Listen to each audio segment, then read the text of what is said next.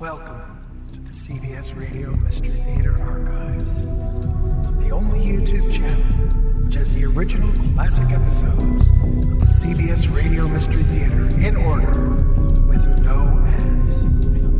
Thank you for listening, and now, enjoy the show.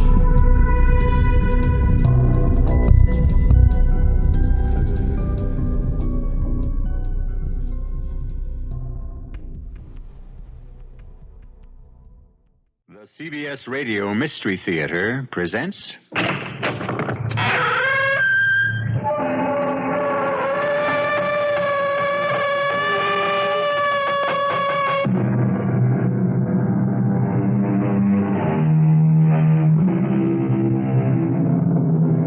Come in. Welcome. I'm E.G. Marshall, pilot of this shadowy craft which wends its mysterious way through the uncharted depths of your very own imagination.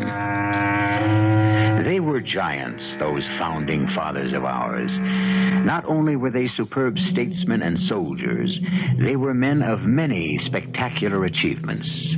In these modern times, when so many of us are confined to our own particular calling, it's hard to conceive of men who could turn a talented hand to anything that needed doing. Consider Benjamin Franklin now. He was a writer, a publisher, a philosopher, a diplomat, an inventor, a scientist, and, according to the French, who should know something about it, he was a formidable lover. So, you shouldn't be too surprised to discover that Ben Franklin was also a detective. Benjamin Franklin. Benjamin Franklin. Who are you? I'm Captain William Clemens. Clemens died 20 years ago. I am his ghost. You can't be his ghost. Why do you say that? Because everything that was Will Clemens, his body, his soul, are burning in the eternal fires of hell. I am the ghost of William Clemens. Why have you come here? To kill Ben Franklin. Why? You know why. You damned impertinent, interfering publisher of scandal and lies. I only print the truth. From now on, you can print it in hell.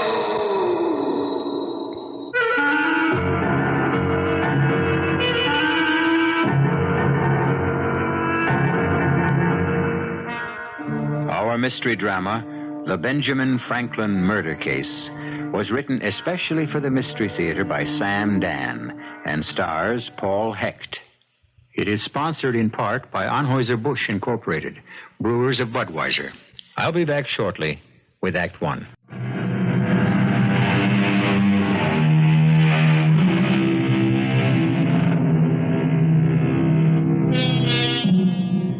The year is 1750, and things are relatively quiet in the American colonies.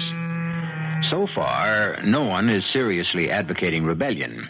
And even so, Sarah Clemens would pay no heed to talk of rebellion. Sarah Clemens is a young lady who has troubles enough of her own. We are in the city of Philadelphia. We say city because we know Philadelphia as a city.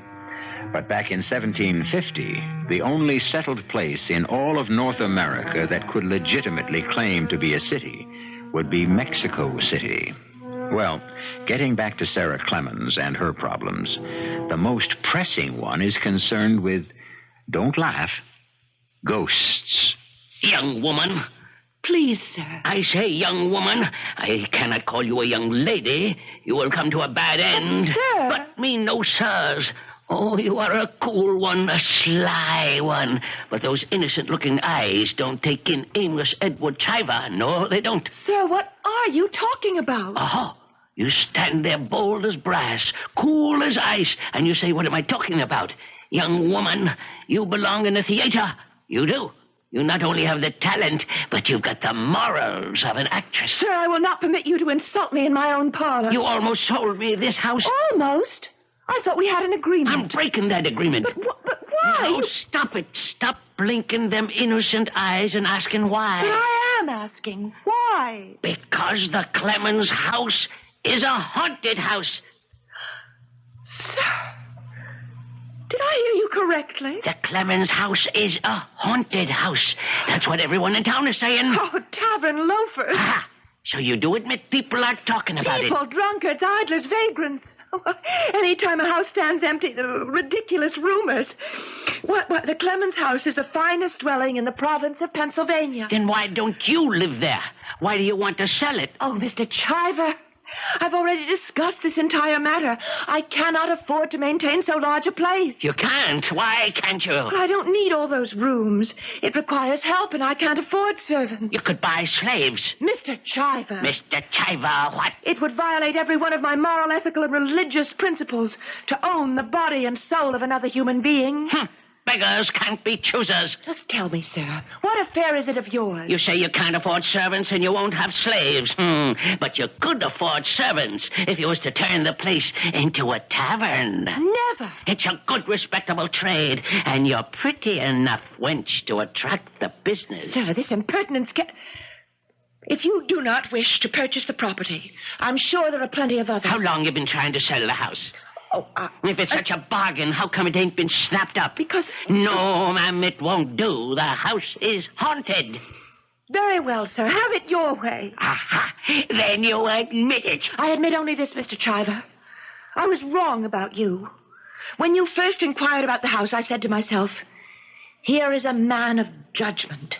Here is a shrewd and sensible man of the world. Here is probably the keenest man of business in the entire province of Maryland. Delaware. As you will. But what do I discover on closer examination? A timid, irresolute waverer.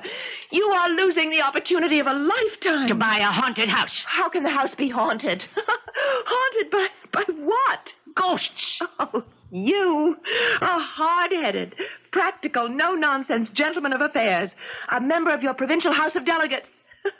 You believe in ghosts? Well, Be kind enough to leave the premises at once. Sir, you are a fraud. Now, Miss Clemens. Oh, yes. I won't have... There may be rumors spread by stupid gossipers that the Clemens house is haunted. And this has made buyers scarce and reduced the price. But shouldn't you, as a shrewd trader, profit from my distress? Now, miss, you have no right to accuse me of... Go on, take unfair advantage of me. Well, I'll think about it. Good morning. Oh, good morning, Richard. I knocked, but no one heard me. Mr. Chiver and I are transacting some business. So I just walked in. Mr. Chiver, may I present my cousin, Mr. Richard Laporte? Your servant, sir. Howdy. Richard, Mr. Chiver is going to buy the Clemens house. Well, now, He I intends never... to make a tavern of it. No, see here, I didn't say that... Tavern? And why not? Well, that would be... It would be sacrilege. Why, Mr. William Penn himself slept in the blue bedroom. Oh, come, Richard. You and I spoke about this many times, and I thought I'd settled it. But a tavern? But of course. Shouldn't the common folk also have a beautiful place? I ain't even said I'm going to buy, much less make a tavern. Oh, of course you will, Mr. Chiver. My dear Sarah, a tavern... No, Richard. I thought you shared my belief that no person should own a house that exceeds his needs for shelter. When we marry, this place which my mother left me will suffice for us. Just hold on while I ask this young fellow here a question. Mr. Laporte. Laporte, I want you to look me square in the eye and say yes or no. Is the old Clemens house haunted? Yes. Well, Miss Clemens, see? Richard is an incurable romantic. You say the house is haunted, young fella? Yes, it is haunted. It's haunted by demons of the past. Oh, nonsense, Richard. Haunted by memories, haunted by the ghosts of Clemens as long dead. Well, all I can say to you, Miss Clemens, is good day. Wait. What for? Here, this young man, your own intended, admits, confesses... Oh, it's nonsense. And he ain't no tavern vagabond neither, far as I can But see. there are no ghosts. That ain't what Mr. Laporte says. Of course, there are ghosts. That's because the past never dies. Miss Clemens, how can you say there are no ghosts when this man, who is to become your lord and master... Oh, no. That is not the relationship we envisage. Is it, Richard? Oh, no, each of us will have an equal voice. Son, you're asking for more trouble than you can handle. But don't get me off the subject. What is the subject, sir? Ghosts. Mr. Laporte says there are ghosts in that house. Richard is only using a figure of speech. He doesn't mean there are actual ghosts. But I do. And I say good day to you both. Mr. Chiver... He's right, my dear. Oh, Richard, you sounded so medieval. The ghosts of the Clemenses, you believe in them, too. And that's why you want to sell the house. You're ashamed of them. What are you trying to say? You are ashamed of the fact that the first William Clemens was a pirate and slaver. That's just malicious rumor. No, my dear, it's an unfortunate fact. The family fortune was founded on blood. You were a child growing up in that house. You knew it. You were ashamed. Richard, I shall become extremely angry. I was a child, too. The poor relation invited to play. And my eyes were open. I saw everything. Please, Richard. We both talked about it constantly. Death. Murder. How frightened we were of the old man. The ghost of the old man. The murderer. The pirate. Richard, those were childhood fancies, nothing more. Nothing more. Ghosts cannot exist.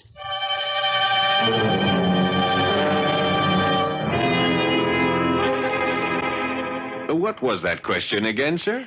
Well, what I asked, Mr. Franklin, was, do you believe in ghosts? Of course, Mr. Chiver. You do? Well, certainly, sir. All of us are ghosts. Inside each of us are the ghosts of dead ideas. You know the old Clemens house? Yes, I do. Now, the girl wants to sell. I can buy it cheap, a bargain. Do you need advice to take advantage of a bargain? It might not be a bargain. Uh-huh. If it's haunted. Oh.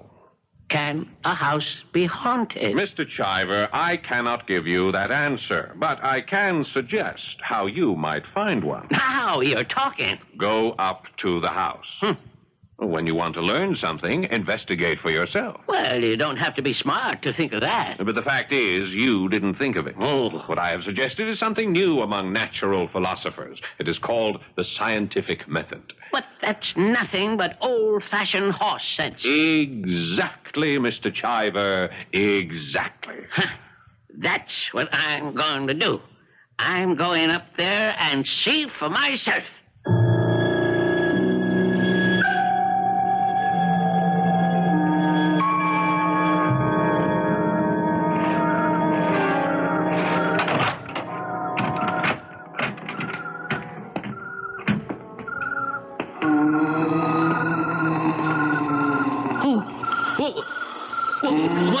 What's that? What could it be? The wind. The wind down the chimney. Hey! There's somebody in here. Who's here? Show yourself. Whoever you are, show yourself. Dead man tell no tales. I'm not afraid of you. Who are you? Show yourself. That voice. It's coming from the chimney. No, it's coming from the wall. It's coming from all over. Somebody's in here with me. Somebody. But I ain't scared. Listen, even if you are a ghost, I'm going to buy the house and burn it down and build a better one. I ain't scared. No. Who's here? Who are you? Oh, it's a sailor. Get away from me. Get away. Don't. Who are you? What do you want? Don't! You're choking me. Please. Stop.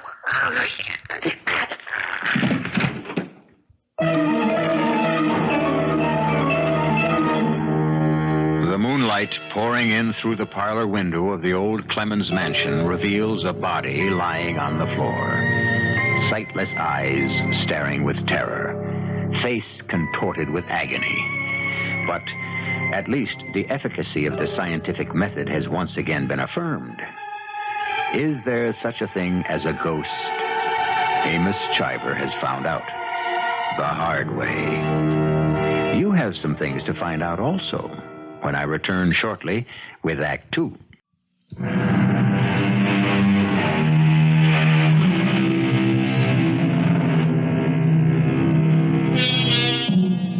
In the years to come, Mr. Benjamin Franklin of Philadelphia will find plenty of things to make him angry. The arrogance of the British, the short-sightedness of his fellow Americans, the stubbornness of the French, and the haughtiness of the Spanish. But right now, he is as furious as he will ever be. A man named Chiver solicited his advice, followed it, and was killed, or at least is dead, because he did so. So right now, on this late summer morning in the autumn of 1750, we find our Mr. Franklin in a rare mood indeed. I only want you to tell me, Doctor, was he murdered? Yes, well, that doesn't answer the question. Well, he has some redness about the throat. Was he strangled? He might have been. But I see no finger marks. Well, could the killer have worn gloves? Could the killer have worn gloves? We have yet to ascertain whether or not there was a killer. Therefore, the question cannot be answered in the form that it was couched. If he wasn't strangled, what was the cause of death? He also has a bruise on his head. Was he struck? He may have been. On the other hand, he may have hit his head against some sharp object when he fell to the floor. Dr. Benson, do you ever commit yourself? He may have died of fright. Fright? I have never seen such terror on the face of a corpse. So can a man die of fright? Some doctors say yes. Some say no. May I ask your interest in the case, Mr. Franklin? The dead gentleman and I have a mutual friend. Therefore, I am collecting his effects and sending them down to his home in Wilmington. You may want this along with his other possessions, Mr. Franklin. Oh, what is it? It seems to be a gold button of some kind. Where did you find it? It was clutched in his hand. Actually, he was holding it so tightly I had to pry his fingers apart. Why didn't you tell me this before? Is it significant? A button. You can see it's been torn from a coat.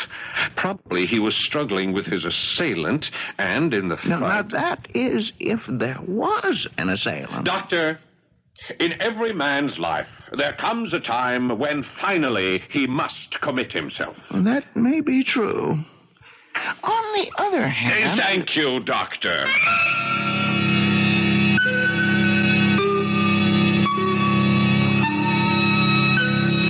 Now, Sarah, I want you to look at this button. How could that poor man have died in the house? Obviously, the murderous ghost The of button, Sarah. Richard, look. Do you recognize it? It's the kind of button that old Captain William Clemens wore. William Clemens, who built this house? This gold button with the star and the anchor. It was on all his uniforms. Well, then it was the ghost of William Clemens. No. What do you say to that, Mr. Franklin? I say we have a problem. Assume it was a ghost. Is a ghost substantial? How can a ghost be substantial? If he were substantial, he couldn't be a ghost. Then why would his clothes be substantial? No, Mr. Chivers was engaged in combat, mortal combat. With whom? Now, I say a man followed Mr. Chiver to the house or waited for him there and killed him. I say a man because it's hard to conceive of a woman strong enough. Mr. Franklin, it was Captain Clemens' ghost. The button proves it. Not conclusively. Captain Clemens wasn't a pirate. Oh, thank you, Mr. Franklin. That is, not a pirate in name. He was a privateer. He had the Queen's permission to prey upon French, Spanish, and Dutch merchant ships. He fancied himself a naval officer. His men wore uniforms. The higher ranks all had buttons, just like that one. As a matter of fact, I know another man in this town who once wore a navy coat. I remember this button. I was just a youngster, but I do remember this button.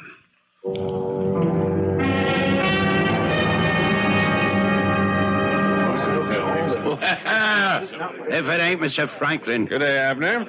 So what do I owe the honor? I've come here to see if I can arrange to have you hanged. Oh? What did I do? What did you do? What haven't you done, you scoundrel? You sold whiskey and guns to the Indians. You bought stolen merchandise from pirates. But none of it proved. But all of it true. The commandment warns us against the bearing of false witness. Here we have the devil quoting scripture. Why not? The devil can read. Now, how do you hope to hang me? For the murder of Amos Chiver. You mean the poor fellow from Wilmington? Yes, Abner, the poor fellow from Wilmington. Oh, hadn't you heard he was killed by a ghost? Everyone knows that Clemens' house is haunted. No, he wasn't killed by a ghost. No. Who did it? I think you did it, Abner. Oh, why would I want to kill the man I didn't even know him? And you didn't want to get to know him either. You're a hard man to follow, Mr. Franklin. But I know you always wind up someplace, so I'll listen. Thank you. You don't like competition, Abner.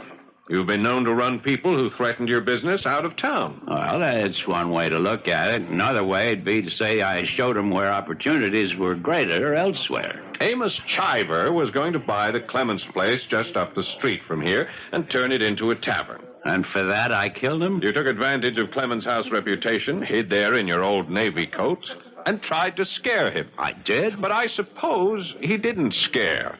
There was a fight. You killed him. You write good stories in your paper, Mr. Franklin, but if you write this one, you got to prove it. I got the proof right here. This button. What button? You wore this button when you served with Captain Clemens as a privateer. Well, how did you... where did you get that button? Try to guess where this button was found. Now, you're a man of lively imagination. Think. Where did you get that button? This button, Abner, was found clutched in the dead man's hand. Yeah, but it can't be. It was. I haven't worn that coat. I haven't even seen that coat. It's more than 30 years. Here comes the constable. What have you there, Mr. Partridge? I've been to the back of this house like you said, Mr. Franklin. You had no right to search my house. The constable obtained a warrant. And here's the coat. Yes, indeed. Your old blue naval officer's coat. Some of them buttons are missing, Mr. Franklin. But the ones that are still on here are just like the one you got in your hand. I tell you, I was here all last night. I didn't set foot out of this tavern. Why, Constable, you were here yourself. So I was. Till 10 o'clock. And after 10 o'clock, who can vouch for you, Abner? Well, I was with Yes? Well, I spent the rest of the night with a lady. Who? Well, being a gentleman, how can I possibly... You're a man of the world, Mr. Franklin. You appreciate my position. Well, it is a gentleman's duty to die before permitting a lady's name to be sullied. Or so I've been led to understand. Well, I'm not going to die for nobody. I was with... Oh, hang it, Mr. Franklin. Yes, indeed, Abner. Hanging seems to be the order of the day. I'm a married man. What's my wife going to say? Chivalry is dead, Abner. All right. I was with Charity Townsend. Charity Townsend, aptly named. I doubt we have a lady in town more generous with her favors. Abner, who's going to take the word of Charity Townsend? Yeah, but it's true. You can ask her. You can't... Oh, my Lord, what's my wife going to say? You'll have to come along with me, Abner. Mr. Franklin, can I have that button to go with this coat as evidence?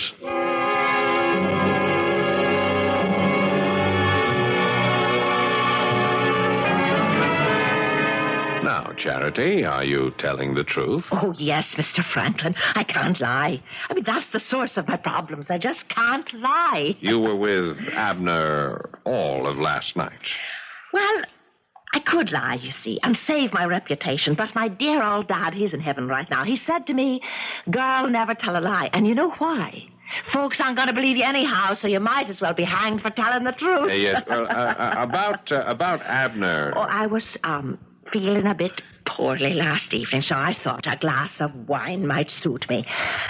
And after having a few, Abner says to me, Charity, you want to come to the back of the house? What for, I asks. And he says, I got some trophies I took when I was serving in the Navy. Well, I have a weakness for sailors' trophies, so I says, all right.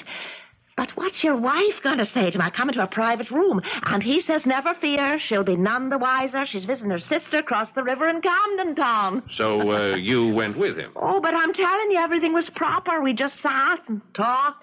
Oh, he tells such stories. And before I knew it, the sun had come up.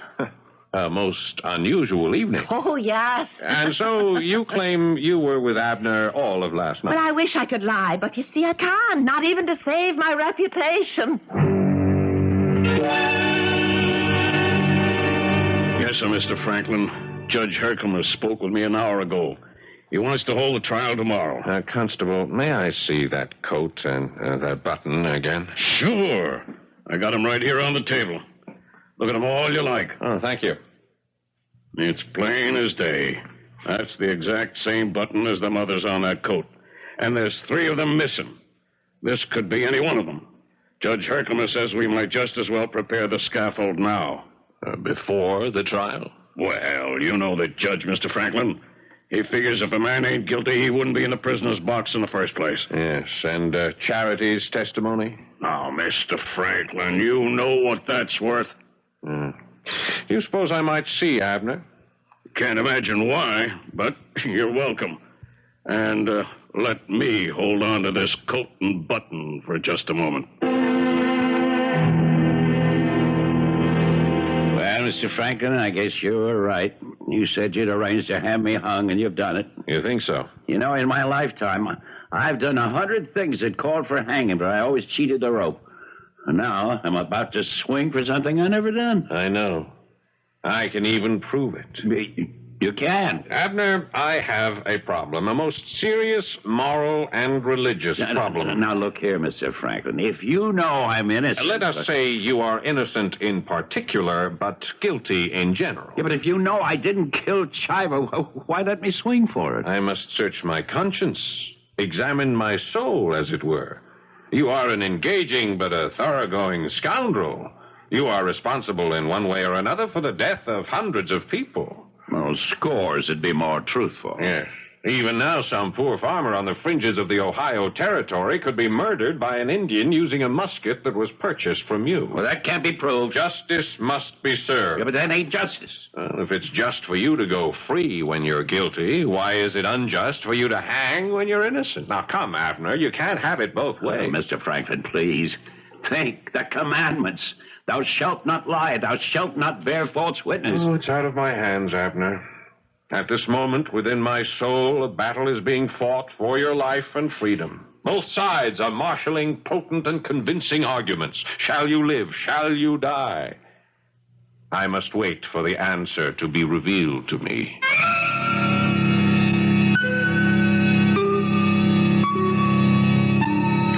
And there he is, Abner, the old pirate, the old smuggler. Ironically, he faces the rope for a crime he didn't commit, according to Ben Franklin. But what sort of game is Ben playing? Perhaps his own words might answer the question. No, I am not amused by games of chance or even skill. For the most fascinating game of all is the game of life. The game continues when I return shortly with Act 3. Retribution. Sooner or later, it overtakes us all. If not for the wrongs we have actually done, then perhaps for the wrong another has committed in our name. But one way or another, we pay the bill. Ben Franklin can prove that Abner didn't kill Amos Chiver. But why bother? Abner has killed enough people during his lifetime. It isn't as if the noose were being drawn around the neck of an innocent man. You say you can prove I'm innocent, Ben? How? Well, Charity claims you were with her all evening. Charity? Well, who'd believe a woman like her? Who? Tell me, Abner, if you were sitting on the jury, would you believe Charity? Well, not if she swore on every Bible in Pennsylvania. Interesting. And yet, in this case, you know she's telling the truth. Well, but why do you say she's telling the truth? Why should she lie? What does she gain by it? Well, I could have paid her. Yes, but you didn't. Because I know you didn't kill Chiver. How? How do you know? First, I have a little agreement here for you to sign. Here, read it. I, Abner Merritt, do hereby agree to give to the Reverend Peter Quincy the sum of £350. Well, what for? The Reverend Quincy is the pastor in the village of Olmsted, which was destroyed in an Indian raid last week. The money will be used for rebuilding homes. But you supplied the Indians with weapons and the powder. Oh, but I didn't. Not directly, perhaps, but you did sell the muskets to unscrupulous traders. Read on. The sum of £500 to Mr. Henry Hewitt, director of the Children's Orphanage. Well, I ain't got that much money. Raise it. Oh, but Read on. You'll make a poor man out of me. Poor but happy. Poor in wealth and worldly goods, perhaps, but rich in the love of your fellow man. Ah, no. I'll sign no such paper. All right, then hang. This is blackmail, you know. Perhaps. But how do I know you? How do I know you'll keep your bargain?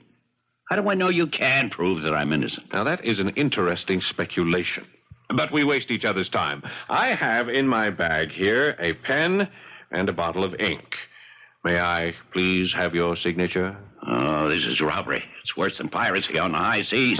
And you should know. All right. Where do I sign it? On the bottom. Splendid. That's it.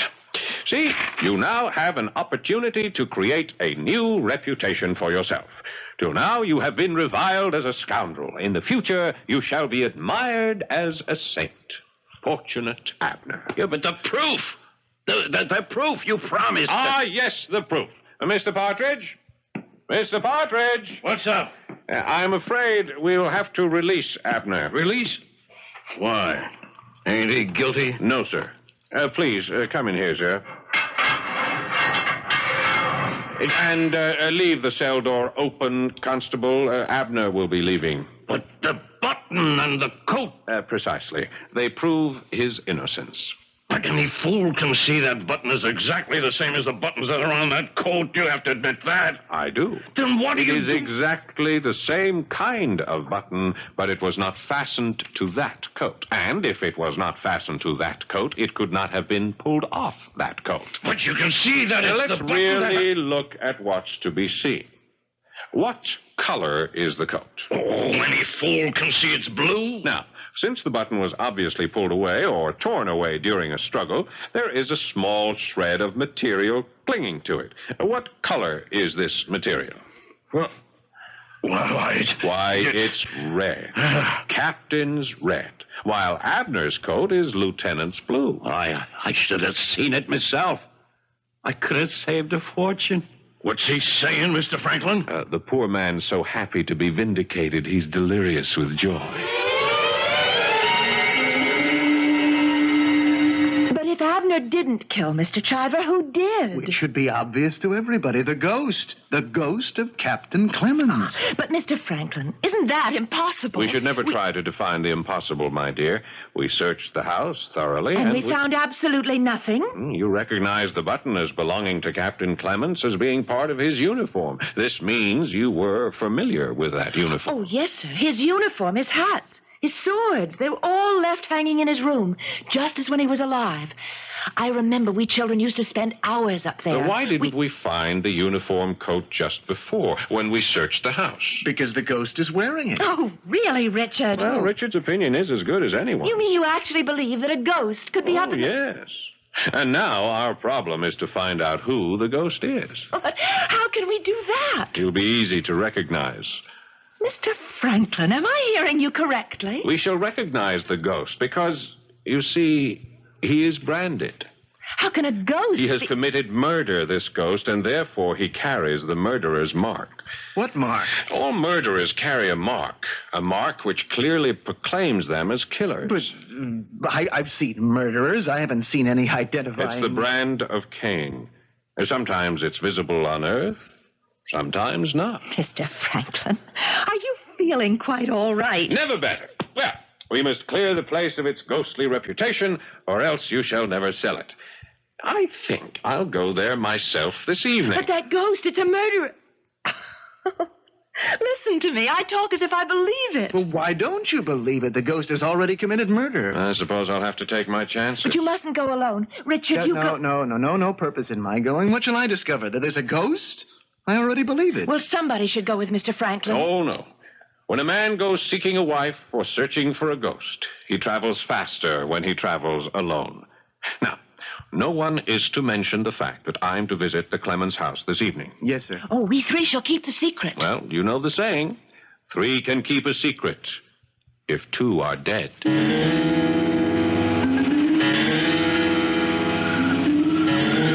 Why can't we walk in the front door, Mr. Franklin? Shh. Keep your voice low, Abner. Now, slide the window up. Up. That's it. Now, let's climb inside. Why are we going in like thieves? Because I am hoping the ghost will enter by the front door. Listen. I don't hear nothing. Well, to the front room. Hurry. Shine that lantern. Nobody here, Mr. Franklin. Uh-oh. Listen. Listen. Where's it coming from? Hey. That don't sound like a human voice. Hey, it's Captain Clemens. The old man himself. It's the captain. It's the ghost of the captain. Well, where is it coming from, Abner? It's a captain. Shh. It's coming from the fireplace. Huh? Yeah, that's the captain. That's how he talked. I'm getting out of here. No, wait. It's the captain. He said death couldn't keep him away. He'd come back. That's what he said. Where is that voice coming from? It ain't human. It's coming from everywhere. I don't know about you, but I'm going. You're right, Abner. It is time we were leaving.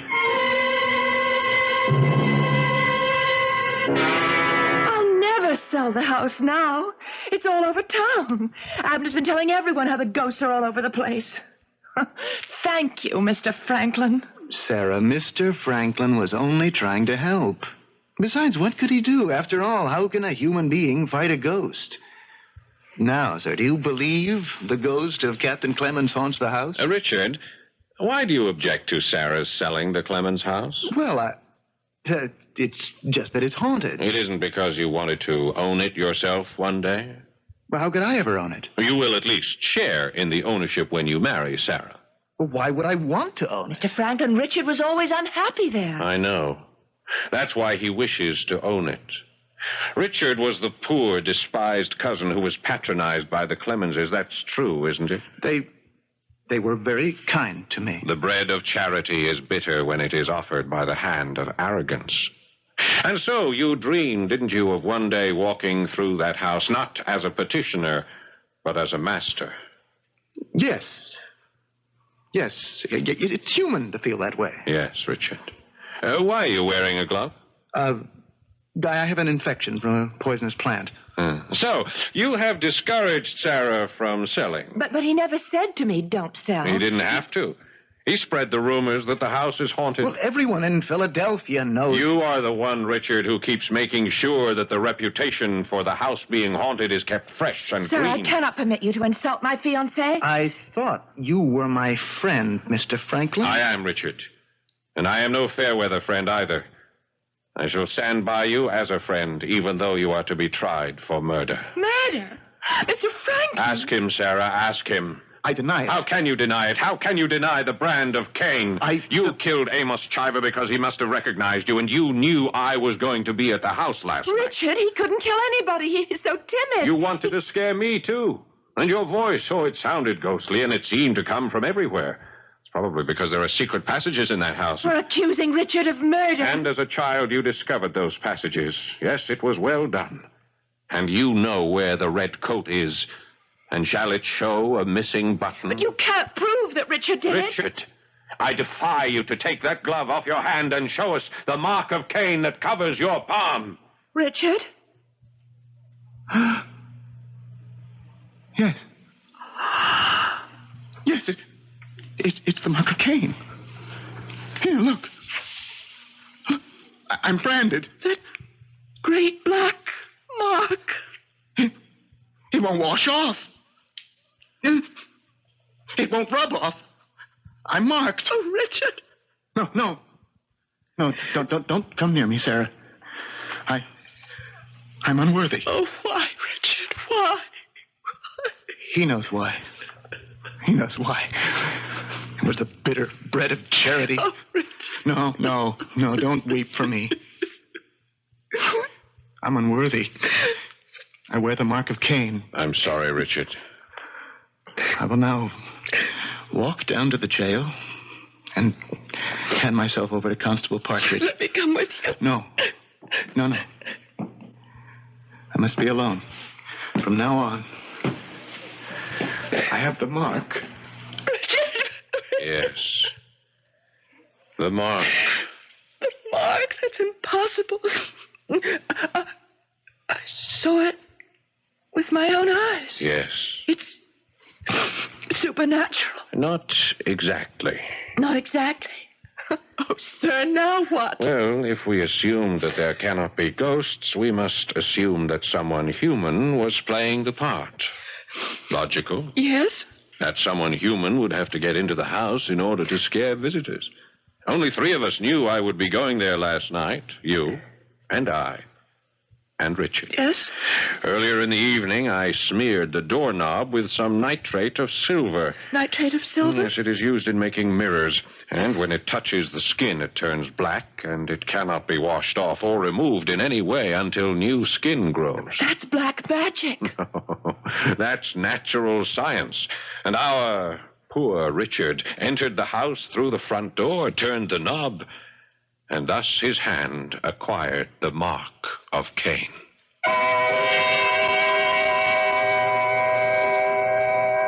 The mark of Cain. It exists on every murderer.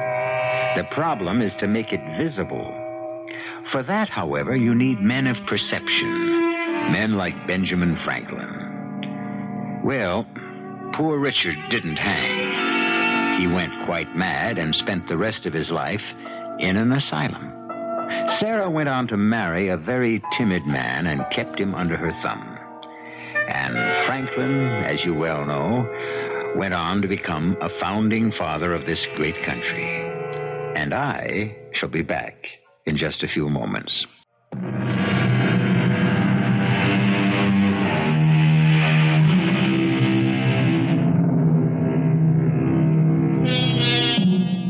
Chemist, psychologist, detective. Before these professions were even born, Benjamin Franklin exhibited a judgment and a depth of vision that is hardly equaled today. Yes, they were giants, those men who founded the country, and what they left us is not just a legacy, but a challenge to live as they did, fearless, curious, and independent. Our cast included Paul Hecht, Marian Seldes, Staats Cotsworth, Russell Horton, and Gil Mack. The entire production was under the direction of Hyman Brown. And now, a preview of our next tale. I'll take my coffin and be on my way. But, sir, you can't just walk out of here with a... Thanks to you for your efforts, and I wish you gentlemen good night's sleep.